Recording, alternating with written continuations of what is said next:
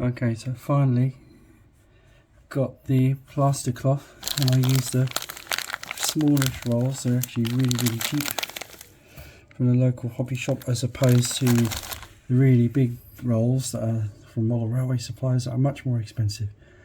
So now I can continue to plaster cloth the layout. So one decision I have to make is how I'm going to form the rocks around these.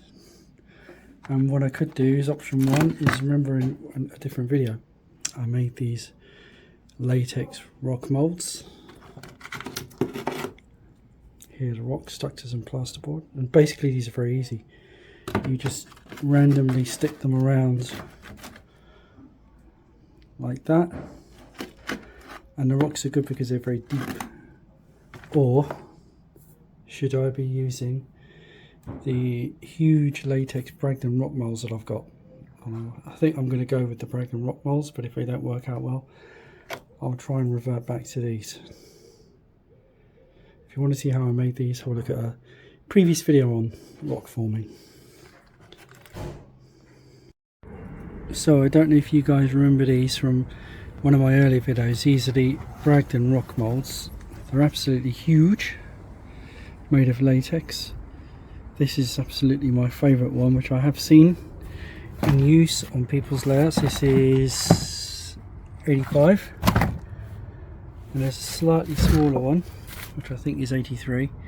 The detail is just incredible, but the beauty of them is you can use them in parts. So what I'm intending to do is use the lower part of this one and maybe the lower part of that, and that should cover my rock walls, and I'll see how it comes out. I'm going to use just normal plaster of Paris. Let's give it a go. It's going to dry very well in the sun, as it's really hot right now, and we'll see what we can do with it once it's dried.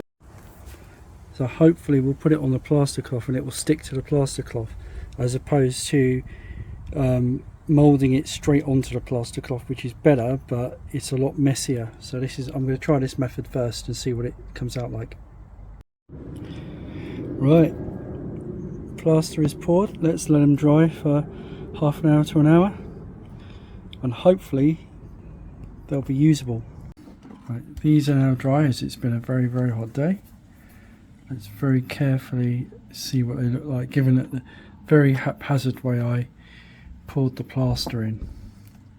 Let's very carefully peel these off. Let's see what we get.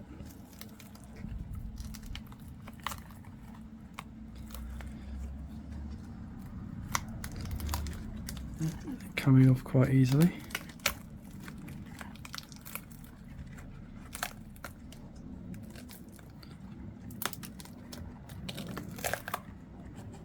The level of detail looks pretty good. There's a few cracks at the bottom, that's not a problem.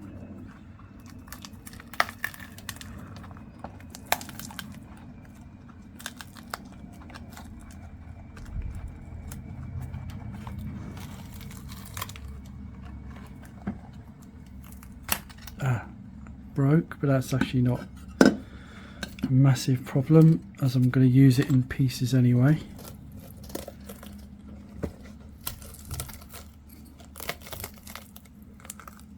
Quite easy to remove, not much residue left in the mold, which is great. Let's move that out of the way. Have a look at this. So I guess it would be that way up. Where did that bit crack off from? From there.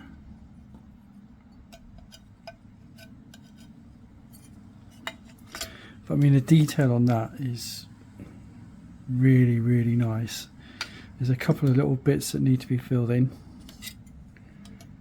but I'm very pleased with that. I'm trying to work out where it actually cracked, but anyway, that bit's not that brilliant, but this bit can be used. I'm wondering if I can kind of score it and crack it round, but that's pretty good.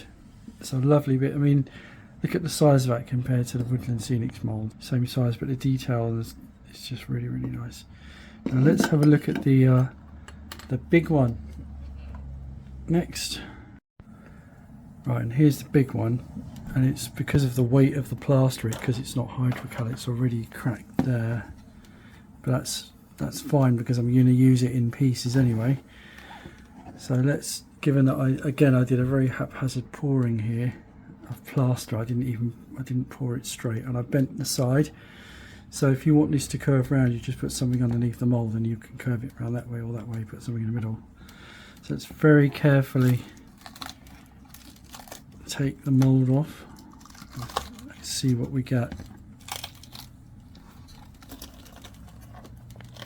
Yeah, again, it comes off fairly easily, not too much of a fight.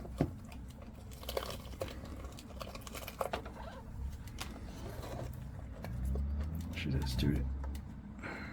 Right. Next time I guess I need to put a bit more dish soap and water on it, like the release agent, homemade release agent. Bragdon actually recommends you can put Vaseline on it, but if you think about it, you're gonna be there for hours putting a thin layer of petroleum jelly on every single little crack. I didn't think it was worth it, given that I'm going to break these rock moulds up anyway a little bit. That's going to break. That's already broken, but that was a pour error. So might be able to use that. And that was a pour leak there. That's fine.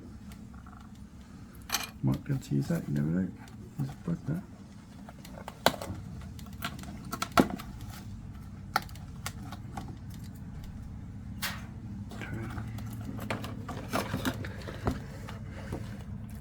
If I gently turn this around, you'll get to see the absolutely really astonishing detail that these produce.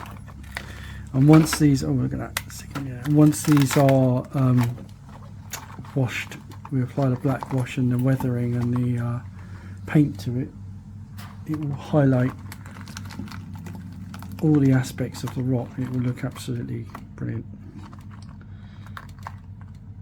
Right, this is where it's actually becoming quite hard to peel off. It's a bit of waste there. I can use that probably somewhere.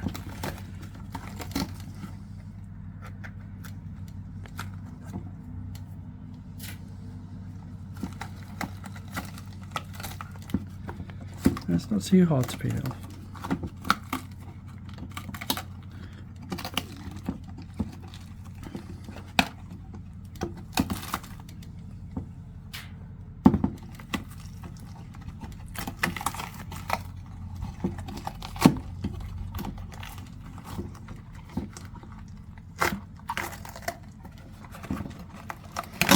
Well, yeah, it broke, but that's fine. They're still in quite large pieces.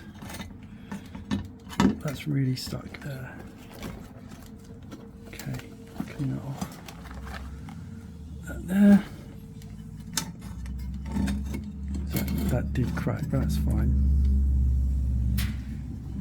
And then look at the detail on this. I mean, that's going to be, again, with this one, it's a very deep mould, so it needs filling, or it needs a deeper layer of plaster. But if you look at the rock details,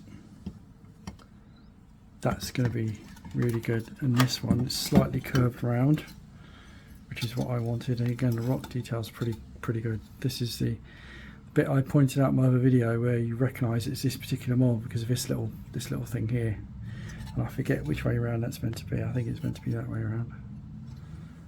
But yeah, that's a spectacular piece of rock with a tiny bit of infilling with plaster. That's going to be really great. So I'm going to figure out where to put those on the layout and cut them accordingly, or break them into bits accordingly and use those. So that's a good start, and it was a very low effort way to do it. So let's place them on the layout and see where they belong. So this is one I made in an earlier video, and I've reclaimed it effectively. I've painted it white so I can start with colouring again, because otherwise the colouring wouldn't match. This is a piece of the same mould, and because you can use it in any, in any area you want in terms of the mould, so you could use this bit or this bit here. You don't have to use the whole mould. So effectively, my argument is, even though these are the same mould, I think you could literally put them together because you're using different pieces, and it wouldn't necessarily look like it repeats. So given the size of my layout, which is not huge, I would say it's a medium-sized layout maybe, I don't think I'm going to have any problem with things that look like they repeat. So that's really good. Yeah, I think that bit could be that bit, I'm not sure. But yeah, quite pleased with that. I shall place them on the layout and see where they belong. You can very easily mould around objects to make different shaped moulds. And now we're applying the moulds directly to the model itself, not forgetting to pre-wet the plaster cloth, otherwise it won't stick very well. And here is one I did earlier, and it's not too bad, needs some finishing off. Alright, let's see what this directly applied mould looks like. Very carefully pull this off. It's either going to work really well or it's going to be an absolute disaster.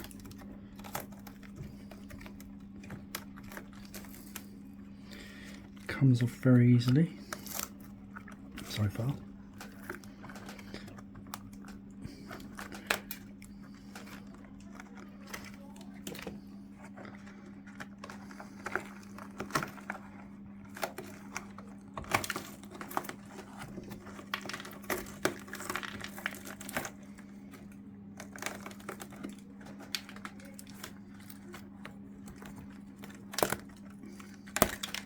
A little sticky bit there. Let's have a look. Yeah, directly applied mould, not too bad. Yeah, there's a few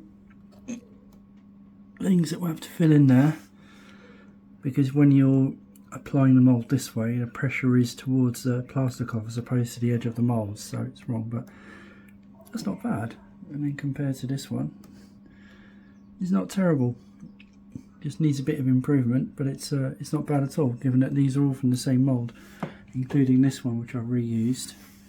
Yeah, I've got a few more to do here. It does take a bit of time, but for sure it's a lot quicker than carving the rock, so I shall continue with that and send another video update.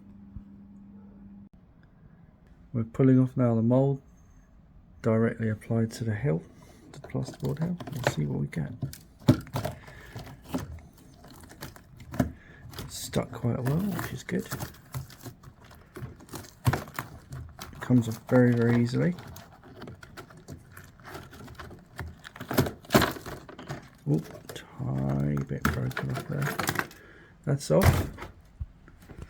And look at that. If I cut the top of that off, that's actually not bad at all. And it's moulded around that pillar or hill. So yeah, this is the way to do it. I shall continue and see what we get. So some of the rocks going on are basically loose and being glued on. Some have been moulded to the actual shapes like this. This one existed already, that's been moulded, and so on and so forth until it's all done. Quite a lot more to do. There's some glue leaking out of that, but that will be covered by a bit more plaster.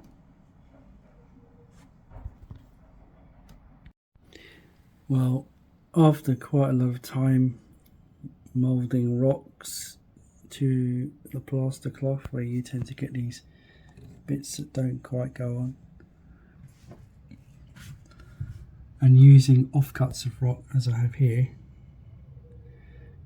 this is the end result. That's particularly striking there. We've got some very, very good formations in the canyon. Not entirely pleased with the rocks around the edge. Once they're blended in with a filler very carefully like there, it should be okay. But if I don't like it, I'll just remold the rocks around using the latex straight onto the plaster cloth, which after all this experimentation is absolutely the best way to do it. It really does give the best result.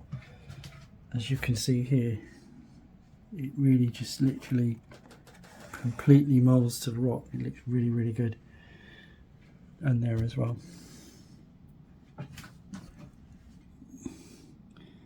So I think that's probably it for now. Still haven't figured out what I'm going to do with this, but I'll figure that out. Need some more track testing. Make sure the trains can run past without getting fouled anywhere. I might change the rocks here where there's supposed to be a bridge. But on the whole, it's going to look pretty good, especially here. Look at that. I mean, that's really, really good. After blending, I'll see where we are, and then in the next update, I'm actually going to take a different tack. I'm going to start experimenting, and I've done this before in a previous video, with painting some of these spare rock mouldings I've got, so I know exactly the way I want to paint this, which is very important, because once it's on the layout and fixed like it will be here, once you've made a mistake, it's going to be a bit of a problem to rectify it. So I'm going to take time out, experiment with these, look at the different methods of painting and look at the results. I have done this in an earlier video, but I want to take this a lot more seriously now, to see what I get. But yeah, that's where we are. The canyon does look pretty good, and I look forward to the next update.